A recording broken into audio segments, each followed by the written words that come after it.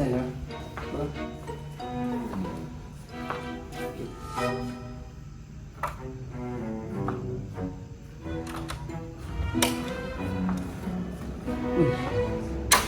Buat baik ni.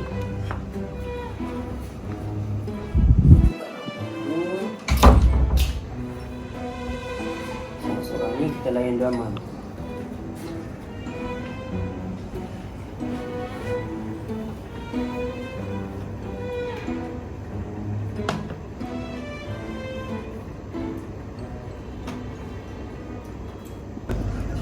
Oi, drama baru. Boleh cuba.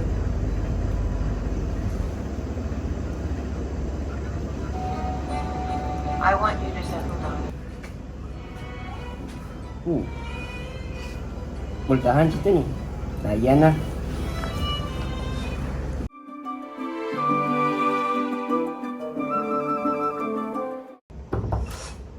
Hello. Harik, tengah buat apa? Tengah layan drama baru. Ya, Drama baru? Cerita apa? Sugar itu bukan mudah. Ni bukan ke cerita yang tengah viral tu Tak ah. silap kau ada isu lah. Sekejap. Ni yang dalam ni Betul Malaysia. Kejap. Ni dalam Nur kata dalam cerita ni ada bab-bab lucah tau. Jadi tak elok tau dia nak tengok. Dah, ya ke? Ya. Kan cerita ni dia benda lucah tau. Jadi tak payah tengok ah. Ngarut je. Kau tu lah budak api tengok pula benda macam ni. Tak payah tutup lah. Lepas tu cerita ni aku nak cerita. Ada beberapa isu tau pasal cerita ni. Boleh tengok pasal ni. Assalamualaikum warahmatullahi wabarakatuh dan selamat pagi. Bersama saya Muhammad Hazrinya dalam rancangan IIX 1003. Pada hari ini kita akan membincangkan satu isu yang tular dan viral. Drama Sugar Itu Bukan Mudah yang ditayangkan di Astro dan View baru-baru ini pada 4 November telah dipercayai mempunyai babak-babak aksi lucah. Penulis Zabidi Muhammad menerusi hantaran di Facebooknya berkata, drama berkenaan memaparkan babak ala cium mulut tetapi dilapit dengan kain.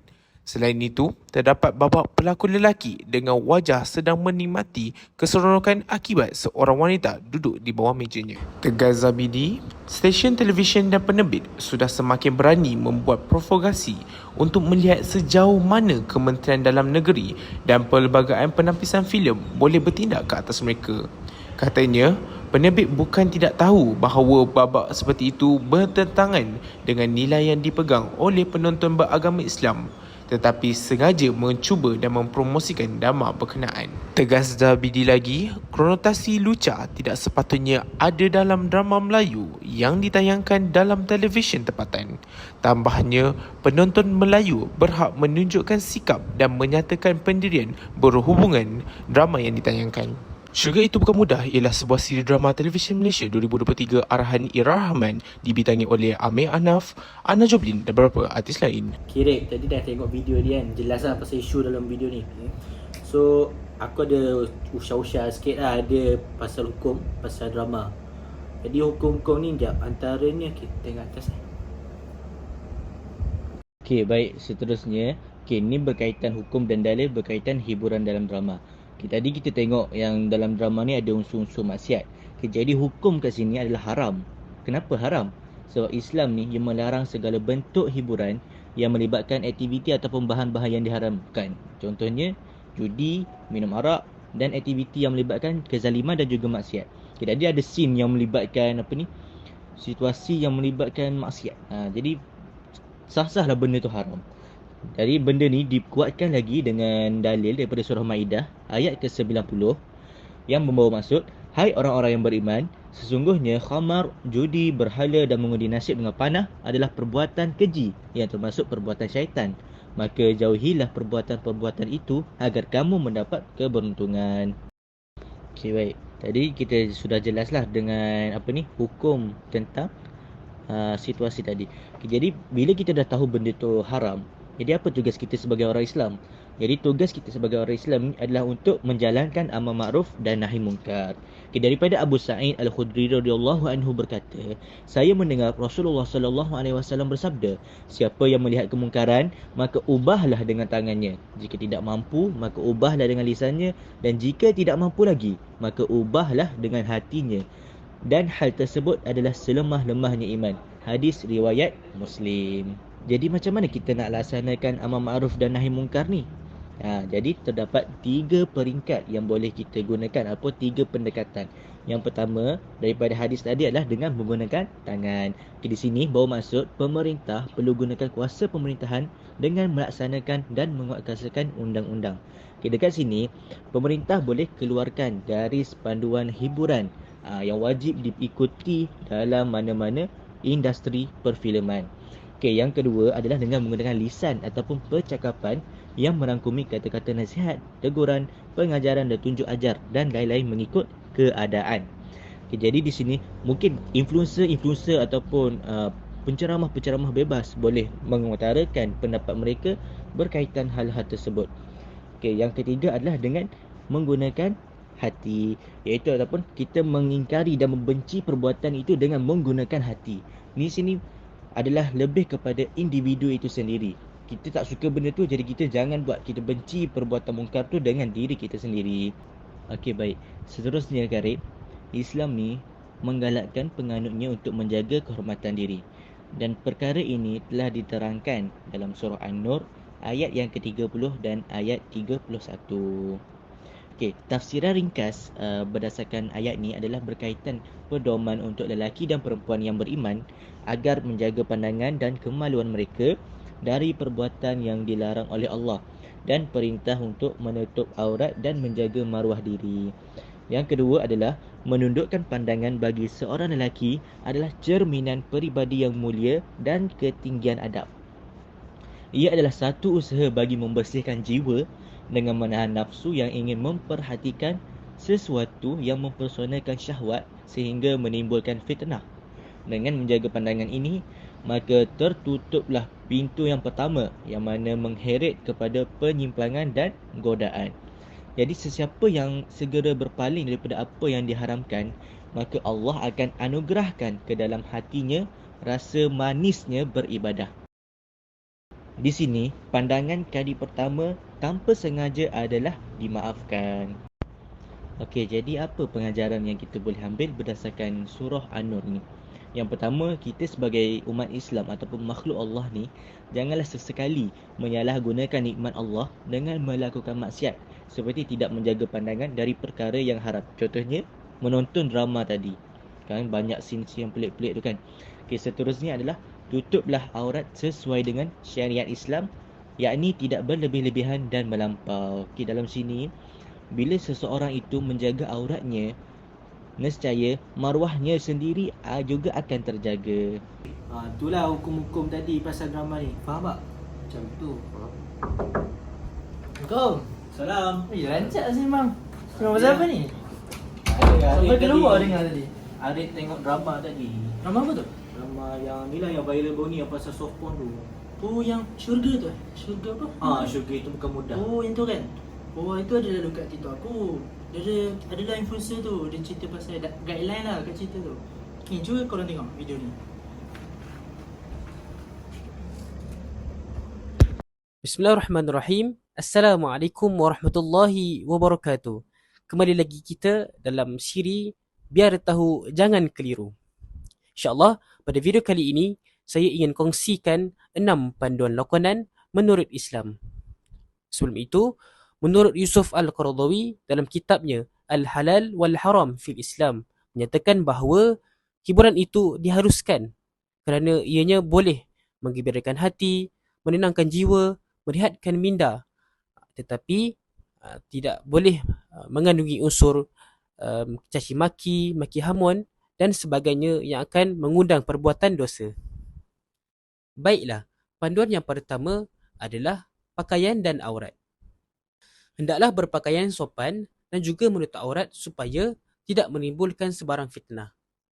Bagi lelaki, diwajibkan untuk menutup bahagian atas pusat sehingga ke lutut. Dan juga wanita, perlulah menutup seluruh tubuh badan kecuali tapak tangan ataupun tangan dan juga muka. Panduan yang kedua adalah genre filem.